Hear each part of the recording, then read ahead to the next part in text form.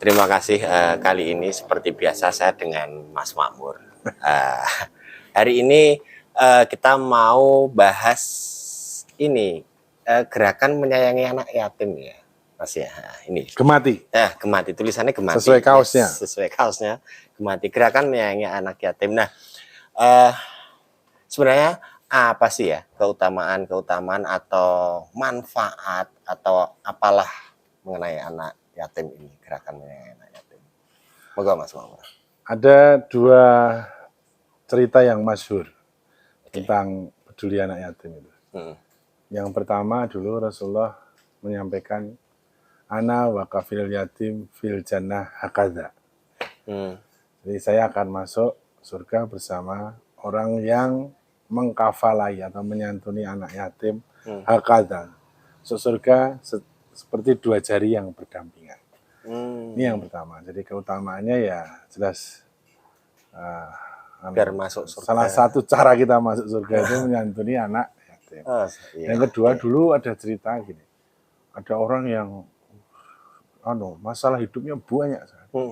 Sudah akhirnya disarankan oleh salah satu syekh itu, kamu datang aja ke anak yatim di sekitarmu, datangi, kemudian santuni mereka, kemudian kafalai mereka, ya kemudian sambil dilus itu, ya.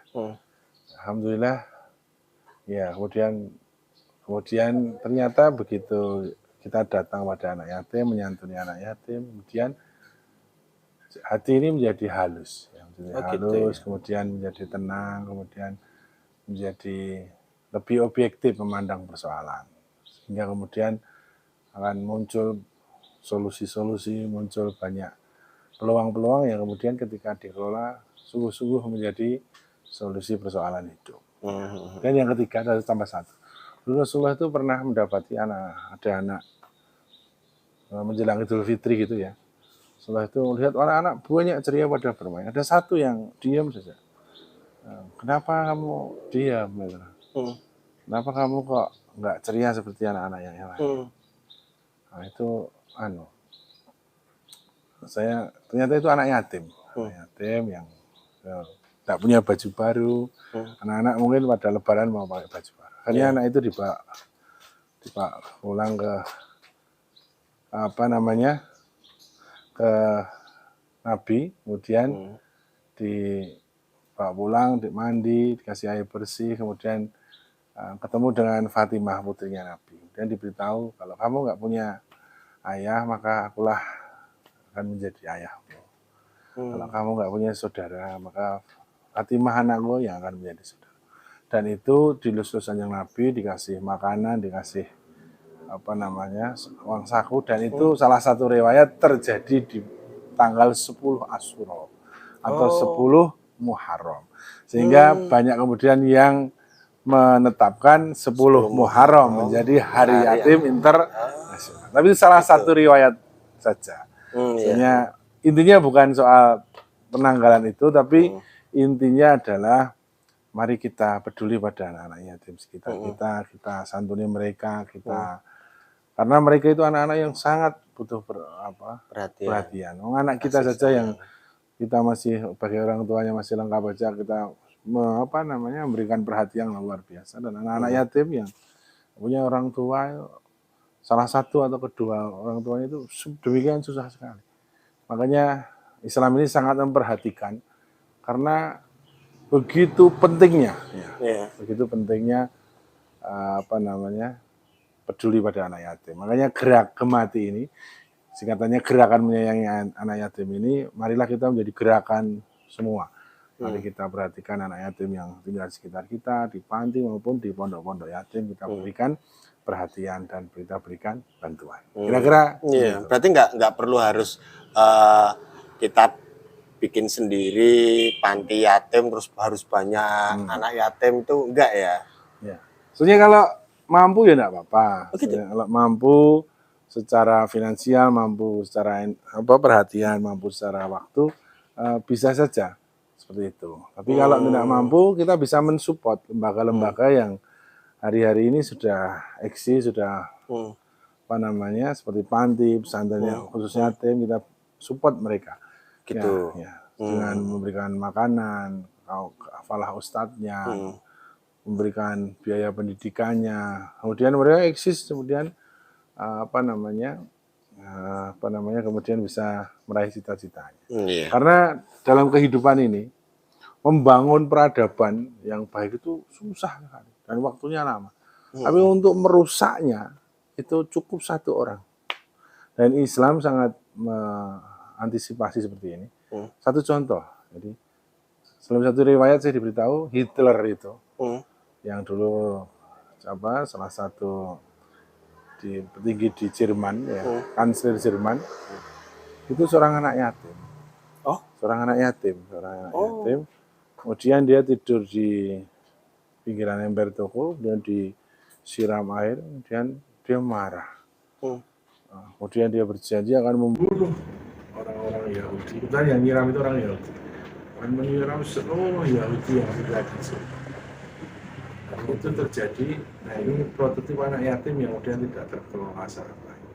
Dan merusak kehidupan tidak butuh banyak. Satu orang Hitler membunuh ribuan orang yang sampai hari ini kemudian orang-orang Jerman trauma dengan persoalan ini. Dan saya kira kita melihat juga contoh yang baik bagaimana seperti Rasulullah SAW, seorang yang yatim, maupun banyak orang-orang yang yatim kemudian terkelola secara baik, kemudian juga membangun kehidupan ini secara baik. Nah, saya kira agama kita adalah agama yang misalnya yang sempurna. Sampai persoalan kecil seperti ini diperhatikan. Itu tadi sebelum cerita ya, nanti bisa disimak langsung secara detail sama Mas Makmur. Jangan lupa subscribe-nya. Terima kasih. Assalamualaikum warahmatullahi wabarakatuh. Pak Ibu yang dirahmati Allah Subhanahu wa taala. Kematian atau gerakan menyayangi anak yatim ini perlu kita gelurakan di sekitar kita, di tengah-tengah kita. Karena apa? Untuk membangun peradaban, membangun tata kehidupan ini perlu waktu yang lama dan dihasung oleh banyak orang. Namun untuk meruntuhkannya cukup 1, 2, 3 orang saja. Dan Islam ini memberikan perhatian yang sangat sungguh-sungguh potensi kerusakan ini bisa dikelola. Dalam sejarah kita tahu bagaimana Jerman trauma dengan pembantaian Yahudi karena salah satunya adalah peran Hitler, seorang anak yatim yang tidak terkelola secara baik. Kemudian dia dendam pada kehidupan dan akan membunuh ribuan Yahudi. Dan sampai hari ini orang Jerman trauma dengan peristiwa tersebut. Dan Islam sangat memperhatikan hal tersebut. Sehingga kita disunahkan untuk mengkafalai anak yatim atau menyantuni anak yatim. Rasulullah sudah memberikan contoh bagaimana menyantuni anak yatim, merawatnya, memberikan perhatian, memberikan bantuan sehingga anak-anak yatim tersebut bahagia, nyaman, kemudian bisa menjalani kehidupan ini dengan baik. Dan insya Allah ini juga akan berakibat pada diri kita, pada kita semua yang ikut serta dalam menyantuninya. Insya Allah ketika kita peduli, kemudian care pada anak yatim, insya Allah hati kita menjadi lembut. Kemudian Allah akan ridho pada kita, kemudian memberikan solusi-solusi terhadap kehidupan kita. Dan insya Allah ini juga menjadi bagian dari kontribusi kita pada kehidupan. Jadi banyak anak yatim kemarin karena waktu peristiwa pandemi yang ditinggal ayah atau ibunya atau keduanya meninggal, perlu perhatian kita semuanya. Jangan sampai potensi kerusakan dari anak yatim yang ada di sekitar kita akan kemudian meluluhlantakkan peradaban atau kehidupan di sekitar kita. Maka kepedulian kita, care kita pada anak yatim itu menjadi solusi bagi kehidupan anak yatim dan insya Allah bagi kehidupan kita sekarang di dunia maupun di akhirat nanti. Karena Rasulullah memberikan riwayat pada kita, barang siapa yang peduli pada anak yatim akan masuk surga bersama Rasulullah seperti halnya dua jari yang berdampingan. Demikian, semoga bermanfaat. Assalamualaikum warahmatullahi wabarakatuh.